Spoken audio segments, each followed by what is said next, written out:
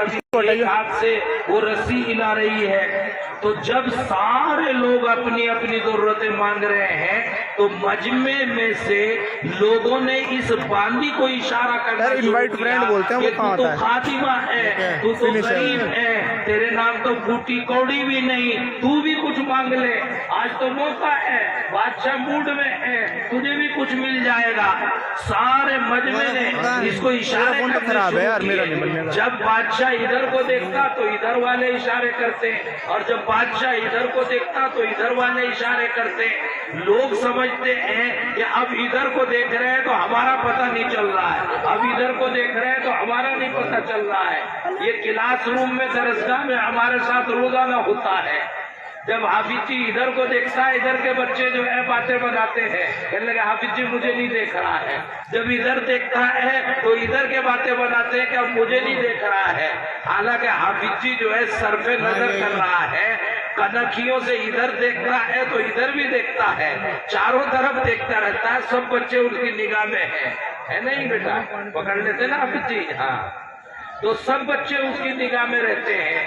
تو بادشاہ کی نگاہیں چوکی اور لوگوں نے اشارہ کرنا شروع کیا کہ پاگل باندی تو بھی کچھ مانگ لے, مگر باندی ہے چپ چاپ پنکھا ہلا رہی ہے, کچھ بھی نہیں مانگنے کے لیے تیار.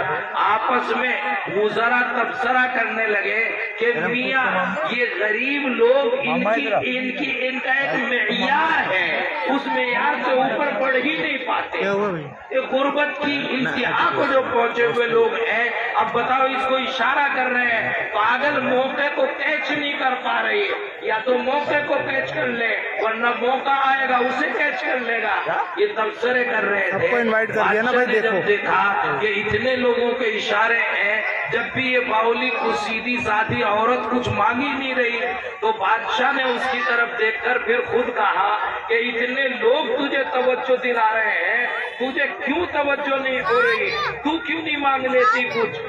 تو اس نے رسی جو دو ہاتھ میں تھی, ایک ہاتھ میں رسی پکڑے رکھی, پنکھا ہلاتی رہی, اور دوسرا ہاتھ یوں نکالا اور بادشاہ کے کندھے کے اوپر رکھ دیا. اشارہ کر دیا کہ یہ سب کچھ جو مانگ رہے ہیں مانگے, مجھے تو بادشاہ سلامت چاہیے, مجھے تو بادشاہ سلامت چاہیے. یہ سارے وزراء دندہ شکن رہ گئے کہ جس خادمہ کو ہم باولی اور کم عقل سمجھ رہے تھے وہ تو سب سے بڑی دانشمند نکلی. جس کو بادشاہ مل گیا تو ساری بادشاہت مل گئی. ہمیں تو یہ ملا, وہ ملا, وہ ملا, وہ ملا, بادشاہت تو نہیں ملی. اور جسے بادشاہ مل گیا اسے تو ساری بادشاہت مل گئی. تو سب سے زیادہ ہوشیاری یہی نکلی. تو جسے اللہ مل گیا اسے ساری دنیا اور ساری آخرتیں مل گئی. وہ رب العالمین ہے, سارے عالم مل گئے, عالم دنیا بھی, عالم قبر بھی, عالم برزخ بھی, عالم حشر و نشر بھی, عالم جنت بھی, سارے عالم اس کو مل گئے جس کو اللہ مل گیا. اور یہ نماز کیوں پڑھتے ہیں ہم؟ تاکہ اللہ مل جائے, اس کے علاوہ کچھ ظاہر میں تو ملتا ہوا دکھائی نہیں دیتا. تو یہ کب پڑھے گا آدمی؟ جب اللہ اس کے دل میں آ چکا ہوگا, اللہ اس کے دل میں گھر کر چکا ہوگا. جتنے % ہوگا اتنے % نماز پڑھے گا, اور جتنے % دل میں اللہ نہیں ہوگا اتنے % نماز سے بھاگے گا, اتنے % گھنٹے دار نماز پڑھے گا. اور جب اللہ دل میں نہیں ہوگا, نور اللہ کا دل میں نہیں ہوگا, تو دل سے صحیح فیصلے نہیں ہوں گے. اور جب صحیح فیصلے نہیں ہوں گے تو پھر نہ دنیا آباد ہوگی نہ آخرت آباد ہوگی. دنیا آباد کرنی ہے دل ہی تو فیصلہ کرے گا. تجارت, زراعت, کھیتی باڑی, کچھ بھی دکان, کمانا, خرچ کرنا, جب چلو گے جبھی تو ملے گا کچھ. اور چلو گے کب؟ جب دل کہے گا. اور جب دل ہی صحیح نہیں کہے گا, دل جو ہے جانا پلانے بھٹے دوسری طرف کو ہے اور چل دو گے دوسری طرف کو, تو منزل تو کبھی آئے گی نہیں, کبھی نہیں آئے گی. اس لیے دل اللہ کی طرف متوجہ ہو. تو رسول اکرم صلی اللہ علیہ وسلم وضو, نماز, حج, زکات تمام چیزیں کر کر کے دکھاتے, اور ترکیبوں کو زبانی طور پر بیان کرتے تھے. کیوں بیان کرتے تھے؟ تاکہ اللہ کی محبت دلوں کے اندر پیدا ہو جائے، یہ ذہن بن جائے سب سے بڑا کون؟ اللہ. روٹی دینے والا کون؟ اللہ. دلانے والا کون؟ اللہ. مارنے والا کون؟ اللہ. عزت دینے والا کون؟ اللہ. ذلیل کرنے والا کون؟ اللہ. حاکم بنانے والا کون؟ اللہ. اور محکوم بنانے والا کون؟ اللہ. یہ دل کے اندر بیٹھ جائے، غیر اللہ دل کے اندر نہ رہے. ہر چیز دل سے نکل جائے، اللہ اللہ دل کے اندر پیدا ہو جائے.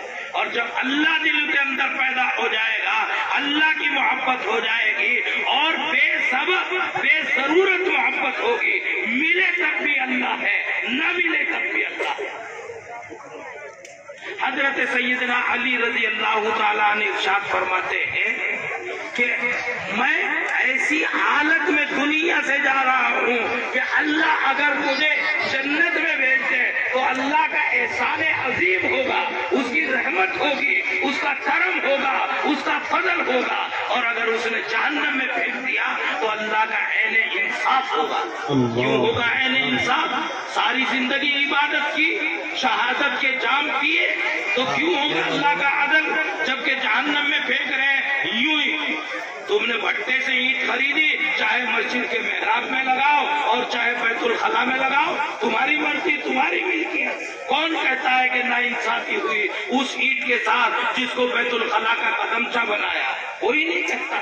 تو اللہ کی ملکیت ہے، وہ چاہے جنت میں رکھے چاہے جہنم میں رکھے، اس کا کوئی انصاف ہے. حضرت سیدنا عبداللہ ابن عباس رضی اللہ تعالیٰ نماز پڑھتے تھے اور ارشاد فرماتے تھے کہ میں نماز ایسے پڑھتا ہوں کہ میرے دائیں طرف جنت ہے، بائیں طرف جہنم ہے، اور پیچھے میرے حضرت اسرائیل ہے، اور آگے سے مجھے اللہ، اور میں اللہ کو دیکھ رہا ہوں. اگر میں نے کامیابی کے ساتھ نماز پڑھ دی تو جنت میں لے جایا جاؤں گا، اور اگر ناکامی کے ساتھ نماز پڑھ دی تو جہنم میں پھینک دیا جاؤں گا. یہ حضرت اسرائیل میرا دم کھینچنے کے لیے تیار کھڑے ہوئے اس انداز کی نماز پڑھتے. جنت جہنم دائیں بائیں تصور کر کے، یقین کر کے نماز پڑھتے ہیں تاکہ نماز میں کوئی کوتاہی نہ ہو جائے. اسی لیے نماز اللہ کے سامنے پیشی ہے، اس کی شایان شان ہو. تو ایک تو رسول اکرم صلی اللہ علیہ وسلم یہ فرماتے، لیکن یہ کہ معنی یہ نہیں کہ رسول اکرم صلی اللہ علیہ وسلم نے 1000 دانوں کی تسبیح لے لی اور رسول اکرم صلی اللہ علیہ وسلم ایک حجرے کے اندر بند ہو کے بیٹھ گئے اور الا اللہ، لا الہ الا اللہ، کبھی نماز، کبھی روزہ، کبھی تسبیح. ہماری بلا سے دنیا کہاں جائے اور کیوں جائے؟ کون زندہ، کون مردہ، کون ایمان والا، کون بے ایمان؟ ہماری بلا سے ہم تو اپنے اللہ کو یاد کر رہے ہیں بیٹھے ہوئے. نہیں، رسول اکرم صلی اللہ علیہ وسلم کے یہاں روحانیت نہیں، دنیا سے کٹ کے نہیں رہنا، اللہ کو یاد کرنا، اللہ کے بندوں کے بیچ میں رہ کے یاد کرنا، اللہ کے بندوں کی ضرورتوں کو سمجھتے ہوئے یاد کرنا. وہاں جب اللہ کے رسول صلی اللہ علیہ وسلم نے ارشاد فرمایا کہ انی رسول اللہ الیکم جمیعا، میں تم سب کے لیے رسول بنا کر بھیجا گیا ہوں، تو لوگوں نے کہا ما لہذا الرسول یاکل الطعام یہ رسول کیسے ہو سکتے ہیں؟ یہ تو روٹی بھی کھاتے ہیں، چاول بھی کھاتے ہیں، کھجور بھی کھاتے ہیں، اور بازاروں میں بھی جاتے ہیں. یہ تو ہماری طرح ہے، تو ہماری طرح کیسے ہو جائے گا؟ لیکن نہیں، رسول کا کمال یہ ہے، رسول منہم، انہی انسانوں میں سے ایک انسان ہو، انہی کے درمیان ہو جس ہمارے اس لیے ارشاد فرمایا قرآن کریم میں بھی، حدیثوں میں ہے کہ روحانیت اسلام میں سنیاس لے کر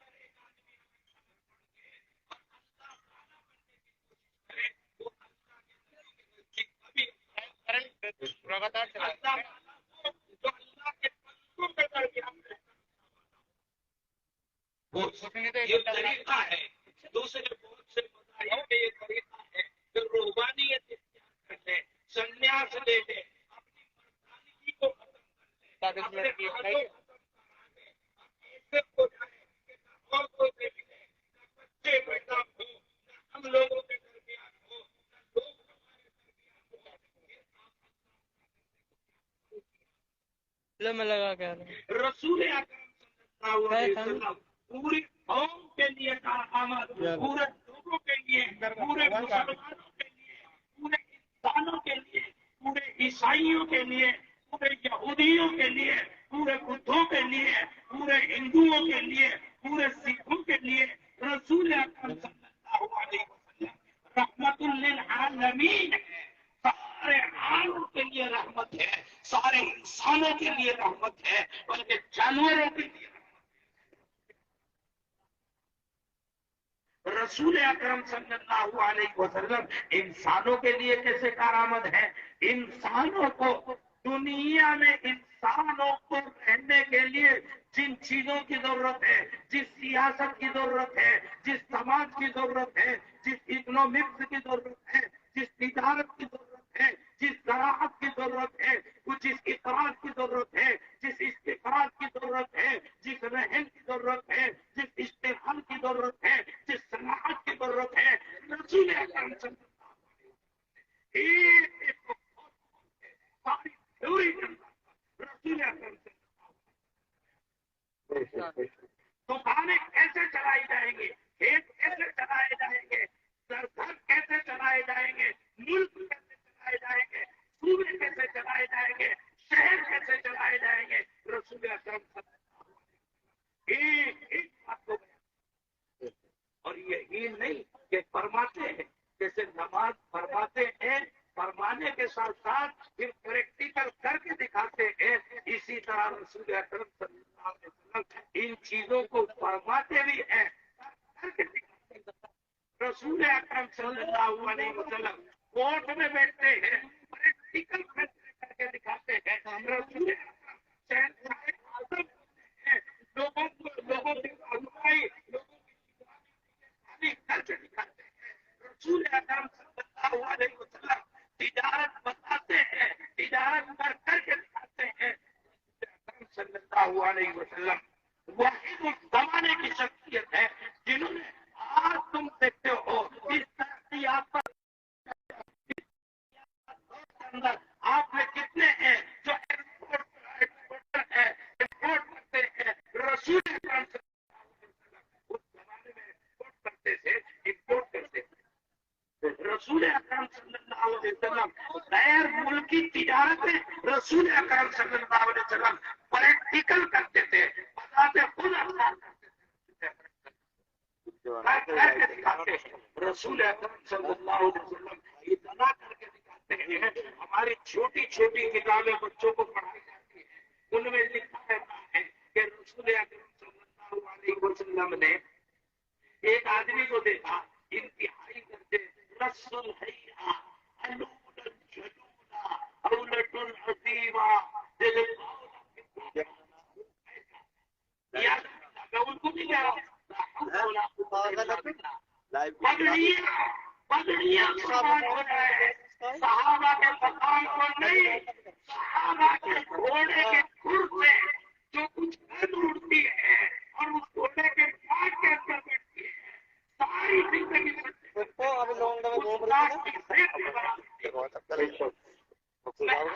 हमें कह रहा हूँ कि जैसे हम जैसे हम गुर्बत के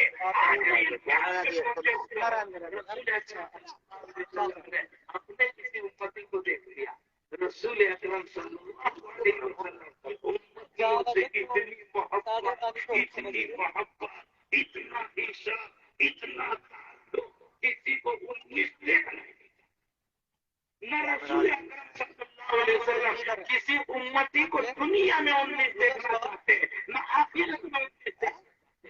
रसूल अकरम सल्लल्लाहु अलैहि वसल्लम ने एक आदमी को देखा, बुलाया, इधर आओ, क्या बात है, क्या सूरत हाल बना रखी, कपड़े अच्छे से क्यों नहीं पहन रखे? कहने लगे जी है नहीं कपड़े मेरे पास।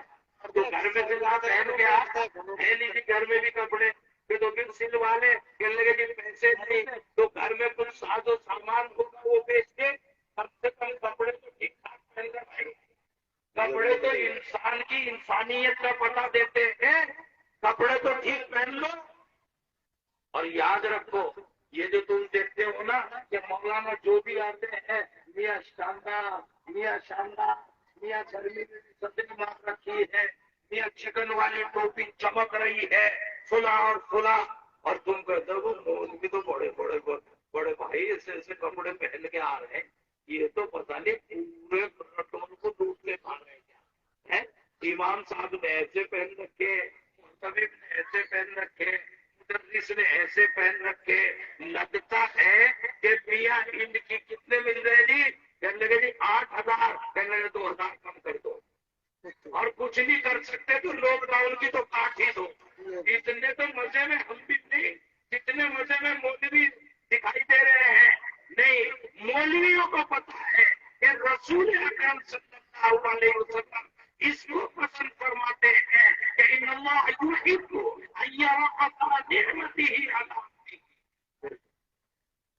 रसूल अकरम सल्लल्लाहु अलैहि वसल्लम ने इरशाद फरमाया कि अल्लाह इसको पसंद करते हैं कि अल्लाह की नेमतें बंदे पर दिखाई दे, बंदे पर चलते फिरते उठते बैठते आते जाते सबसे पहले क्या दिखाई देगा, लिबास दिखाई देगा। तो कपड़े तो अच्छे होने चाहिए। तो रसूल अकरम सल्लल्लाहु अलैहि वसल्लम से वो सहाबे फरमाते हैं अल्लाह के हबीब घर में तो 3 दिन हो गए फाका है, 3 दिन हो गए फाका है, कहाँ से कपड़े बना लो, बच्चों के खाने के लिए कुछ नहीं। रसूल अकरम सल्लल्लाहु अलैहि वसल्लम ने इरशाद फरमाया अश्तर हो पटका हो कोई मशरूदा हो उसको बेचेंगे और तिजारत करेंगे। कहते जी कुछ भी नहीं, कहने खुशबू होगा घर में दूध झाड़ू लगा कोई तो चीज निकलेगी। कहने लगा जी एक कुल्हाड़ी पड़ी हुई इतनी बड़ी सी, वो भी खाली कुल्हाड़ी है, कस्बा पकड़ने का जो लकड़ी का होता है क्या कहते हैं तुम्हारे यहाँ, बेटा बिंटा, ये होता है बढ़िया लड़का ये कह रहे बिंटा, तो बिंटा उसमें भी नहीं था, वो बेचारे हथौड़ी को कुल्हाड़ी लेकर आ गए। रसूल अकरम सल्लल्लाहु अलैहि वसल्लम ने फिर लकड़ी कटवाई और लकड़ी तोड़वाई और किसी तरह बिंटा बना के रसूल अकरम सल्लल्लाहु अलैहि वसल्लम ने खुद उसकी कुल्हाड़ी में लगाया, कुल्हाड़ी में लगा के फिर यूं नहीं कि लकड़ियां भी मैं काट के ला के दूंगा। तो क्या करेगा, मौलवी ऐसे हाथ उठाए दुआ करते तो 1 करोड़ जो है सुबह हाथ के नीचे या तकिए के नीचे पा जाए। ऐसी दुआ क्यों नहीं करता मौलवी, एकदम पा जाए, काम ना करना पड़े कुछ भी, काम ना करना पड़े कुछ भी, बस दुआओं में काम हो जाए। अल्लाह यूं क्यों नहीं कर देता, अल्लाह ने यूं क्यों नहीं कर दिया, ये मौलवी कहाँ बैठे दुआएं क्यों नहीं कर देते, अल्लाह का यूं क्यों नहीं हो गया, नतीजे क्यों क्यों नहीं हो गए। ये मौलवी क्या कर रहे हैं, इन्हें पूरी जिंदगी खिलाया हमने, और खिलाया क्या था, ज़कात, फितरा, सदका, खैरात, ईसाले सवाब, ओरिजिनल क्वालिटी का पैसा कभी नहीं लिया निकाल के, वो तो बहुत कम लोग हैं निकलवाने। ज़कात, फितरा, सदका, खैरात, ये क्या होता है, ये क्या होता है, तुम्हारे माल को पाक करता है, जैसे साबुन तुम्हारे कपड़ों को पाक करता है, तो जो धोवन है वो क्या होता है, वही तो आता है मौलवी की तरफ, तो वो देते हो और वो देख के कहते हो कि मौलवी हाथ उठाए, निजाम कायनात बदल जाए, मुल्क का निजाम बदल जाए, घरों के निजाम बदल जाए, क्यों नहीं बदले, मौलवियों ने दुआएं दी थी, इनको क्यों खिलाया उन्होंने।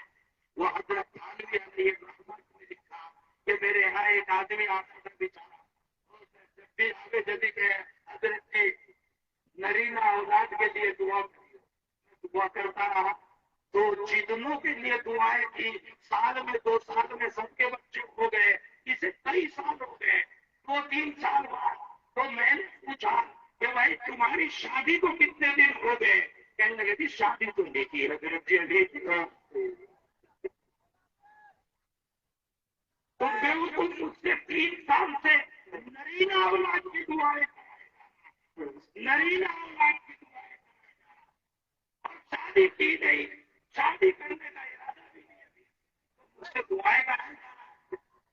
अच्छी बात ये बताओ, दुआ मत अल्लाह कर नहीं सकते। अल्लाह बगैर शादी के पैदा नरीना औलाद नहीं दे सकते। दी नहीं अल्लाह ने आदम को पैदा किया, अल्लाह ने अब्बा को पैदा किया, अल्लाह ने ईसा को पैदा किया, अल्लाह ने मरियम को पैदा किया। अल्लाह को बगैर शादी के पैदा कर सकते हैं, मगर करते नहीं है। क्यों नहीं करते? यूं ही नहीं करते। तुम्हारे बाप से जो वो अल्लाह है, पूछेगा नहीं, तुम्हारे से पूछेगा नहीं। अपनी आदत के मुताबिक दुनिया को चलाते हैं, कुदरत के मुताबिक दुनिया को नहीं चलाते। कुदरत अल्लाह की ऐसी है, मगर अल्लाह की आदत ऐसी नहीं है। अगर मैं याद कर रहा था कि अल्लाह के नबी सल्लल्लाहु अलैहि वसल्लम ये भी करते हैं कि फिर घंटा लगा कर उसको और फिर कहते हैं सुनो क्या तुम आए और फिर घर में ये बच्चे को चलाना 15 दिन तुम्हें मैं मदीने में न देख लूं, शहर से बाहर जाओ कमाने के लिए, लकड़ियां काटो। लकड़ियां काटना जरूरी नहीं, एक्सपोर्ट करो, इम्पोर्ट करो, मगर